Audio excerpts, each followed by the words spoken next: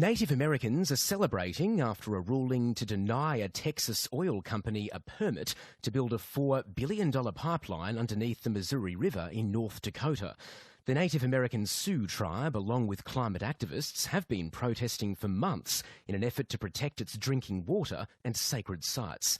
But the decision could be temporary, with President-elect Donald Trump on record as saying he supports the pipeline. And the Texas company says it's seeking a ruling in support of the project from a federal court judge. Ann Barker reports.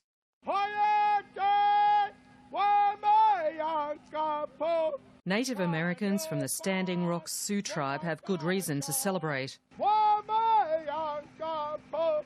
After months of protests, they've succeeded in stopping an oil pipeline being built under their traditional lands. Since April, they've been staked out at the Sacred Stone Camp in what's become the biggest gathering of Native Americans in more than a century. They're even setting off fireworks after the US Army Engineers Corps, a key government agency, denied a permit for a Texas company to build the pipeline through an Indian reserve in North Dakota. This is a huge win, not just for Standing Rock and not just for the Native nations that exist and that came and showed support, but it's a huge win for this nation. Standing Rock Sioux chairman is Dave Archambault II. For the first time, this nation and the leaders had the courage to make the right decision that will benefit this country. And so this is a step forward for everybody. The controversial pipeline already stretches nearly 1,900 kilometres across 4 states from North Dakota to Illinois. It's virtually complete except for the segment under Lake Oahe, a reservoir on the Missouri River in Standing Rock country. Protesters say it would threaten their water resources and sacred burial grounds, including 2 possible sites for the famous Sioux leader Sitting Bull, who was shot dead by police in 1890. Only this week, the US Attorney General, Loretta Lynch, acknowledged the site's importance. We recognize the strong feelings that exist about the Dakota Access Pipeline, feelings that in many instances arise from the complicated and painful history between the federal government and American Indians.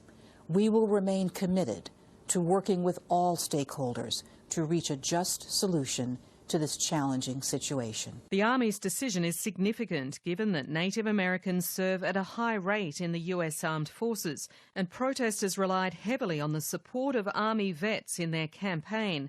In reality, though, the Sioux victory is far from assured. The Texas company, Energy Transfer Partners, says it still expects to complete the project as planned and has no plans to reroute the pipeline. And President-elect Donald Trump's campaign team says he supports the project. Standing Rock Sioux chairman Dave Archambault says he's prepared to meet Donald Trump himself to educate him on the importance of rerouting the pipeline. I think it's an opportune time for us to sit down and try to open lines of communications to help him understand that this decision was rendered by the Corps of Engineers was the right decision. And so before he tries to attempt any action like that, he should really sit down with us and try to learn the issue.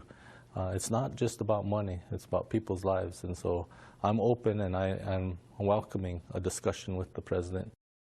That report from Ann Barker.